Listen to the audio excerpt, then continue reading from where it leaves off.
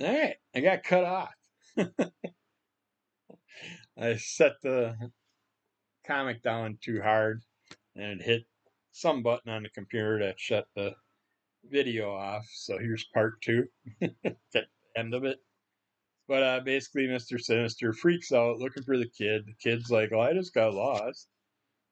And Mr. Sinister's realizing, well, I suppose I shouldn't be such a piece of shit. I should just help the kid out, let him develop himself, let him learn about things. But then you see like these cages where you got these young girls with their teddy bears trapped with some aliens that who knows what's going to happen to them. They're crying. The creatures are coming towards them, going to do who knows what to them. Then you see all these different cages just packed full of aliens, humans, all these different characters that I don't know. I mean,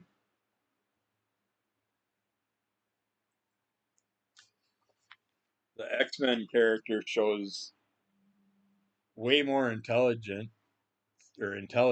than Mr. Sinister has, but yet he created X-Man, I guess. I don't For an origin story, they did a pretty shitty job on this, explaining it all. But it's like even when X-Man's focusing on the girls that who knows are going to get abused or whatever, or eaten, or what's going to happen to them. Mr. Sinister, in order to take the kids, X-Man's kid mind off of the girls and everything, gives him his own teddy bear, which, yeah, I guess it satisfies his curiosity for now, but he's only going to care about that teddy bear for a short time because that evening he gets put back into his tank and he'll basically come out, I'm guessing, a full-fledged adult after that. But the way they did this origin story, they could have got more information in there. Kind of let us know why Sinister has all these people trapped and what's going on with them. Is he making his own beings or is he kidnapping them? I'm not sure. And it's a pretty shitty origin story because it gives the information, but not enough. So, and I don't really know other than like psychic, telekinetic type powers and stuff. I didn't learn anything else really about X-Man. And he's the mightiest mutant to walk the face of the earth. Well, what's he mighty about? I mean, is he regenerative? Does he have psionic blast type things? Does he just be able to control minds and stuff like that? I don't know. Can he fly? I don't know. I don't know much of anything about him, but I figure for sure since this is supposed to be his origin story, I'd learn enough off it.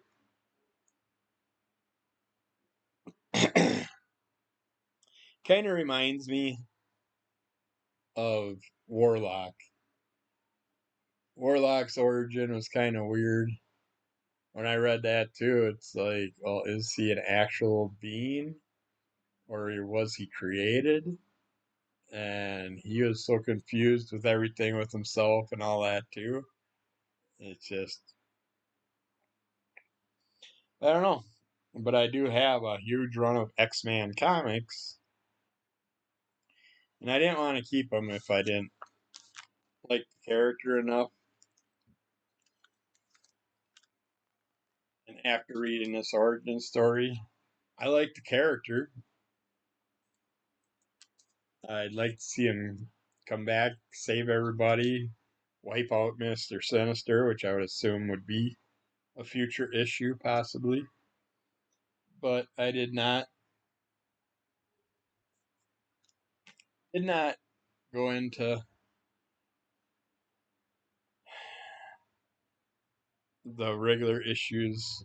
I put them in my sale pile for now, but now I might have to read a couple more just to make sure. But at the current moment, I don't care. X-Man, whatever. I'll just skip it for now, I guess. No, it's bugging me, so I'll probably read one or two more issues. I just gotta figure out where I put them now. I think they're over here next to me in the upcoming sale box. I would have ended it now, but I got cut off, so I feel like I should go a little bit longer. I suppose we haven't touched on it yet. Uh, First off, Xbox wise, with my Game Pass, I downloaded some more games. And of course, my battery's dead, so I can't do what I wanted to do. I downloaded Carry On because the last time I had Game Pass, I checked it out, got into it, didn't finish it. It's a giant blob type characters with tentacles that come out of everywhere. You constantly do things, block holes, eat things, build up your mass, and all that.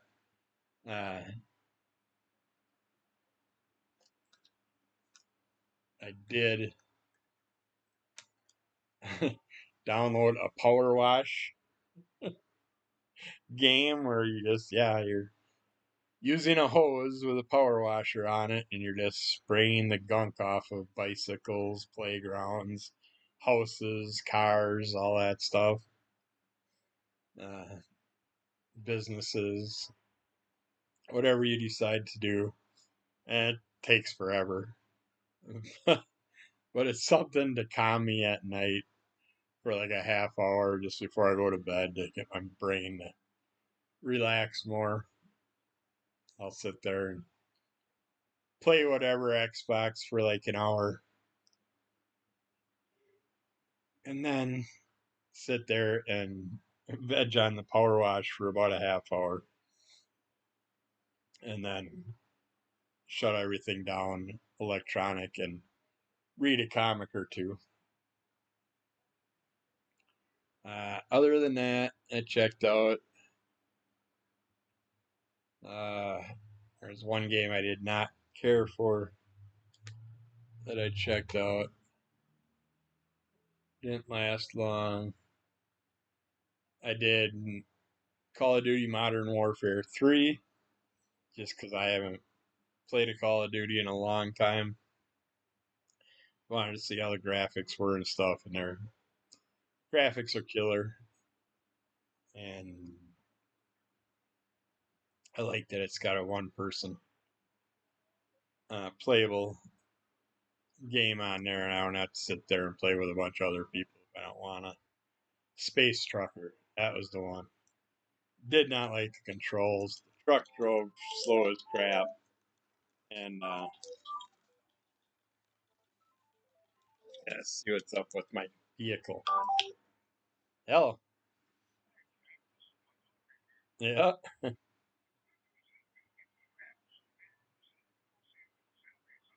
yeah, that's no problem. Yeah, yeah, that's fine because, like I said, I got the car here. So, all right, thanks. Yep, but good news is they can get the straps for my gas tank. Bad news is they ain't gonna be here for a while, which is fine with me. I'll just get a couple small loads from the storage shed that I can put in the car. But the car passenger window broke off track, so that's got to go in the shop next after I get this done. I can't win. But other than that, that space trucker, the speed, the controls, all that, it was just slow and wonky. I just couldn't get into it. it's fun if you want to drive a semi and stuff and being in space. It's more. I've played semi games that you're actually driving on the ground, like Ice Road Truckers and stuff. Those controls were shit. The controls on here, you look at and grab and move the handles, you turn the thing on, you do all the controls on the dash and everything. Very well done, but it's too damn slow for me. Still highly addicted to High on Life. That game is so much damn fun. If you ever get a chance to play it, check it out. The guns that talk to you that are creatures, the aliens that end up in your house with your sister, and your coke riddled sister. And if you haven't heard yet, you start the game and your sister is snorting cocaine off a mirror and offers to share some with you. I'm like, holy shit. Day and age, they let that get away with that. But very fun game. So check that out if you get the chance. I can't remember what the other one was that I got rid of. It was some type of space side scrolling one. It's a good game, but it requires a lot of going into your menu, talking to people, answering them, all that. That drives me nuts. I just want to play a game. I don't want to have to talk to people. The whole purpose of playing video games back in the day was to give yourself enjoyment. Now all the games that come out want you to enjoy them with others. I don't want to play with others. I don't work and play well with others. So, but yeah, I'm gonna probably drop a couple bigger games. I do have Injustice 2 on here. I haven't checked that game out yet. I know I'm not going to get into it because fighting games are fun for about a half hour. Then I get bored with them. But I did want to check out the different superheroes and see how their playability works. But yeah, I'm thinking one of the next games I'm going to probably. Well, I would like to try like Battlefield 2042. I don't think I ever played that one yet. Uh,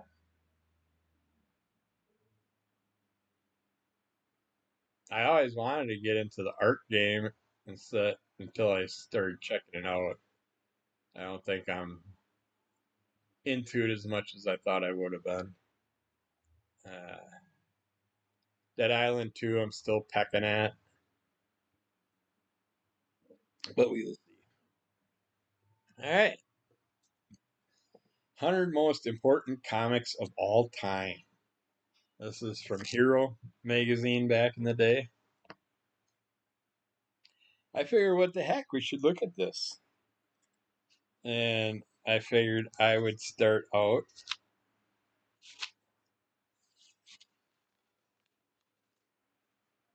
Let's see how they got it laid out here. They had the best stories from comics golden age.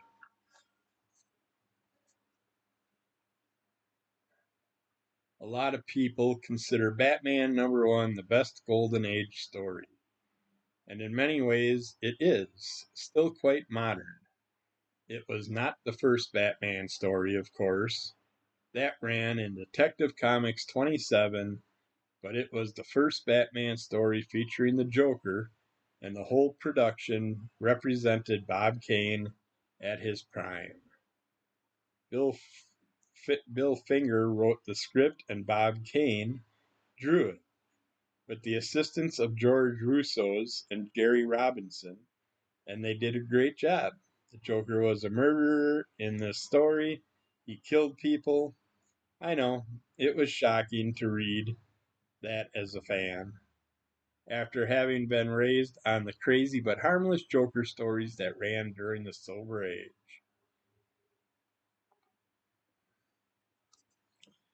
Yeah, they got a lot of interesting info in here. Oh, I love that Plastic Man comic. But yeah, this is something we're going to get into more in the near future. Who are the new men? Nobody knows. Nobody liked them.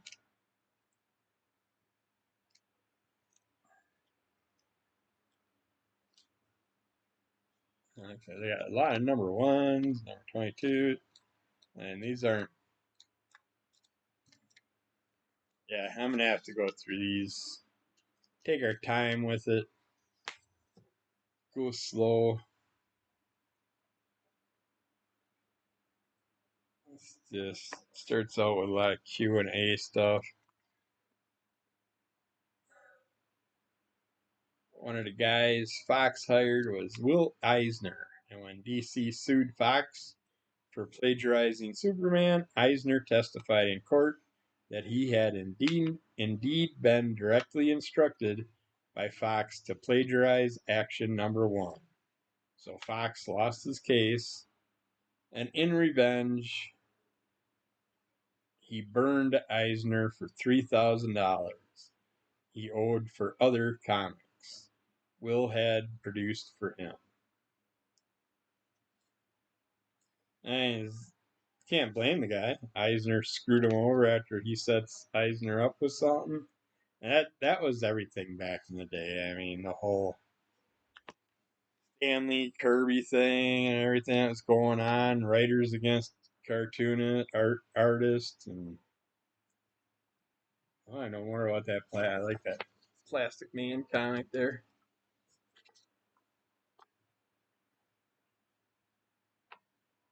Yeah, everybody's focused on certain comics. Action Comics number one.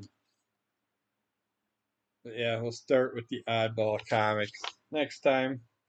And we'll go through that and see what's up about it. Looks like a lot of fun. A lot of good information. We might learn something. But that's it for part two. Since I accidentally shut the other one off. Extra 20 minutes is more than I would have done anyways. So this will work. And my mechanic called, gave you an update on what's up with my truck. I'll get it back next week, maybe. And if you take a car into a shop, ask if there's a cash price. A lot of mechanics, construction workers, and stuff like that, they'll give you a discount for cash. So don't be afraid to ask. Can't hurt. Uh, Other than that, keep following under the Cowl of MS. Rate, review, subscribe, tell a friend, give us those likes. Feel like there's something else I wanted to show off, but I think that was it. Leave a comment. I will comment back. Check out Crimson Colored Comic Club. And we'll get into that hero book next week. And hopefully some other fun things. But yeah, because I had something else I wanted to show off. I know I'm going to find it as soon as I turn this thing off, but we will turn it off anyways. So thanks. Take care. Have a great week. We'll talk to you again soon. Bye.